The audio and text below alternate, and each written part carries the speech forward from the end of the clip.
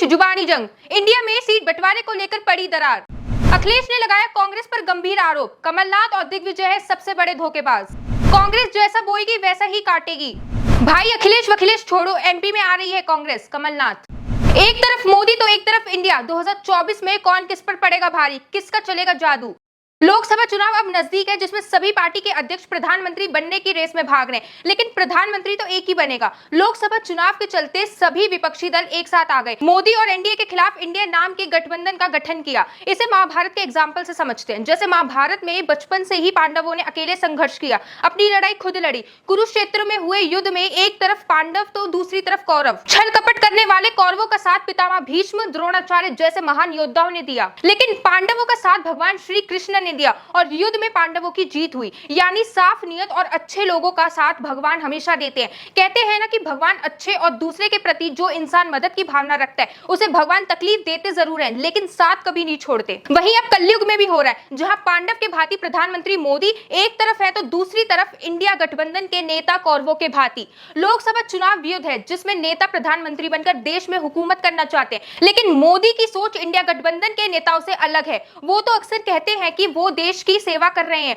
और जीवन के आखिरी पल तक देश की ही सेवा करना चाहते हैं। मोदी इतने सरल हैं कि वो अपने आप को देश की जनता का सेवक ही मानते हैं। आपको बता दें कि गलत नियत से बने गठबंधन में दरार दिखने लगी है। एमपी विधानसभा चुनाव में कांग्रेस की तरफ से सपा को सीटें ना देने पर आज शुक्रवार 20 अक्टूबर को सपा अध्यक्ष अखिलेश यादव और मध्य प्रदेश के पूर्व सीएम कमलनाथ के बीच जुबानी जंग देखने को मिली। अखिलेश यादव बेहद नाराज है और उन्होंने तो यहाँ तक कह दिया कि कांग्रेस ने सपा को धोखा दिया। कांग्रेस ने बैठक के बाद हमें आश्वासन दिया था कि विधानसभा चुनाव में हमें लगभग 6 सीट दी जाएंगी, लेकिन जब कांग्रेस की सूची आई तो हमारी जीती हुई सीटों पर भी उन्होंने प्रत्याशी घोषित कर दिए। उन्होंने आगे कहा कि जैसा व्यवहार कांग्रेस करेगी वैसा ही व्यवहार सपा की तरफ से उसे देखने को मिलेगा। सपा अध्यक्ष अखिलेश यादव ने कहा कि दिग्विजय सिंह और अब इस बार सीएम चेहरा कमलनाथ ने रात के 1 बजे तक सपा के लोगों को बुलाकर बैठक की थी। रात भर लोगों को जगाए रखा, लेकिन उस बैठक का रिजल्ट शून्य आया। ऐसा लगता है कांग्रेसी गठबंधन के लोगों को बेवकूफ बना रही है। अगर पहले पता होता कि कांग्रेस धोखा देगी तो हम ना कमलनाथ पर भरोसा करते,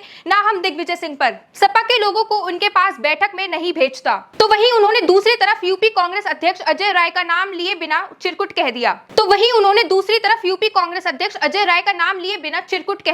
वहीं दूसरी तरफ इस जुबानी जंग में कमलनाथ ने अखिलेश यादव की टिप्पणियों का पलटवार करते हुए कहा, माहौल बहुत अच्छा है, लोग हमें फोन कर रहे हैं, बता रहे हैं कि लोगों में उत्साह है, हम उम्मीद से भी बेहतर संख्या से जीतेंगे। सपा प्रमुख अखिलेश यादव के कांग्रेस पर विश्वासघात के आरोपों पर मध्य प्रदेश के पूर्व सीएम और कांग्रेस प्रदेश अध्यक्ष कमलनाथ ने कहा, अरे भाई छोड़ो अखिलेश वखिलेश, एमपी में कांग्रेस आ रही है। वहीं भाजपा के नेता कहां पीछे रहने वाले थे। शिवराज सिंह से लेकर कैलाश विजयवर्गीय तक जब भी मौका मिलता है गठबंधन इंडिया पर निशाना साधते रहते हैं। और अब भाजपा के राष्ट्रीय प्रवक्ता शहजाद पूनावाला ने भी कमलनाथ और अखिलेश के बीच चल रही जुबानी जंग पर तंज कसते हुए कहा कि क्या इंडिया गठबंधन है। अखिलेश जी किसी को छुट भैया कहते हैं तो कमलनाथ कहते हैं, अरे भाई छोड़ो अखिलेश वखिलेश। निकाह से पहले ही 3 तलाक। ये भी बता दें कि गठबंधन में दरार पहले भी दिखी है। जब भारत में हुए G20 डिनर में सीएम ममता बनर्जी, सीएम नीतीश कुमार और सीएम हेमंत सोरेन शामिल हुए, तब कांग्रेस नेता धीर रंजन चौधरी ने दीदी के शामिल होने पर निशाना साधा था कि हमारा गठबंधन मोदी सरकार के सामने कमजोर पड़ सकता है, अगर नहीं जाती तो कुछ नहीं होता। दूसरी बार दरार तब दिखी जब बिहार में हुई गठबंधन की बैठक में दिल्ली सीएम अरविंद केजरीवाल बीच बैठक से उठकर चले गए थे। दिल्ली अध्यादेश बिल का विरोध करने पर केजरीवाल ने गठबंधन नेताओं से कहा कि अगर आप इस बिल का विरोध करने में हमारा समर्थन देते हैं